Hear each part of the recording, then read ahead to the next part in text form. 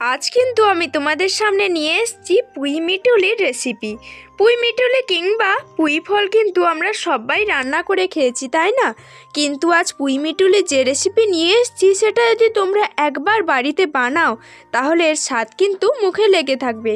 তার জন্য পুঁই মিটুলিগুলো কেটে ধুয়ে রেখেছি আগে থেকে, আর কড়াইতে বেশ কিছুটা পরিমাণ সর্ষের তেল দিয়ে তেলটা খুব ভালোভাবে গরম করে নিয়ে তার মধ্যে মিটুলিগুলো দিয়ে দিলাম।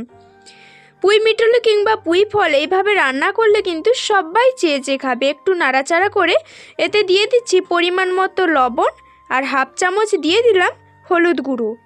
এখন লবণ আর হলুদটা দিয়ে খুব ভালোভাবে পুঁই মিটুলিটাকে নাড়াচাড়া করে মিডিয়াম আঁচে এটাকে একটু হালকা ভাজা ভাজা করে নিতে হবে। ঢাকনা দিয়ে অনবরত নাড়াচাড়া করে নিতে হবে। এখন এটা ভাজা হয়ে গেছে, আমি পুঁই মিটুলিগুলোকে একটা পাত্রে নামিয়ে নিচ্ছি। কড়াইতে আরও বেশ কিছুটা পরিমাণ সর্ষের তেল দিয়ে হাফ চামচ কালো জিরে দিয়ে দিলাম।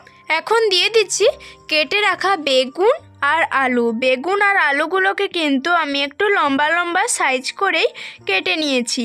বেগুন আর আলুটা দিয়ে একটু নাড়াচাড়া করে এর মধ্যে দিয়ে দিচ্ছি পরিমাণ মতো হলুদ গুঁড়ো, পরিমাণ মতো লবণ আর হলুদটা দিয়ে একটু নাড়াচাড়া করে মিডিয়াম আঁচ করে এটাকে ঢাকনা দিয়ে কিছুক্ষণ রেখে দেব।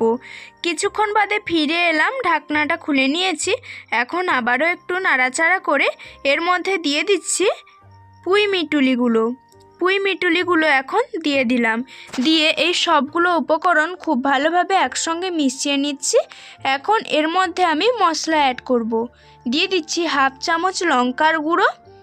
লঙ্কাটা তোমরা তোমাদের পরিমাণ মতো দেবে। লঙ্কা দিয়ে আবারও খুব ভালোভাবে নাড়াচাড়া করে নিচ্ছি। তো আমরা তো অনেকভাবেই পুঁই মিটুলি বা পুঁই ফল খেয়েছি, তাই না? আজ একবার এইভাবে তোমরা ট্রাই করো। আমি এখানে 2 চামচ সর্ষে বেটে নিয়েছিলাম, সেই সর্ষে বাটা এখানে দিয়ে দিলাম, আর কিছুটা পরিমাণ জল অ্যাড করে দিলাম যাতে এই সবজিগুলো খুব ভালোভাবে সেদ্ধ হয়ে যায়। একটু নাড়াচাড়া করে এখন এটাকে ঢাকনা দিয়ে ফুটিয়ে নেব। সবজিগুলো সেদ্ধ হওয়া পর্যন্ত অপেক্ষা করব। কিছুক্ষণ বাদে ফিরে এলাম, ঢাকনাটা খুলে নিয়ে একটু নাড়াচাড়া করে দিচ্ছি। এখন কিন্তু আমার সবজিগুলো খুব ভালোভাবে সেদ্ধ হয়ে গেছে, আর কত সুন্দর এই তরকারিটা তৈরি হয়েছে। এখন সার্ভ করার পালা। তো বন্ধুরা, তোমরা যদি আমার এই ভিডিওটা ফেসবুক পেজ থেকে দেখো অবশ্যই পুতুল ফ্যামিলির পেজটাকে ফলো করে লাইক কমেন্ট করে পাশে থাকবে। ইউটিউব থেকে দেখলে অনুরোধ থাকলো সাপোর্ট করে এগিয়ে নিয়ে যাওয়ার জন্য, আর অনুরোধ থাকলো একবার পুঁই মিটুলি রেসিপি তৈরি করে গরম ভাতে খাওয়ার জন্য। আজকের ভিডিওটা এই পর্যন্ত। সবাই ভালো থাকবে।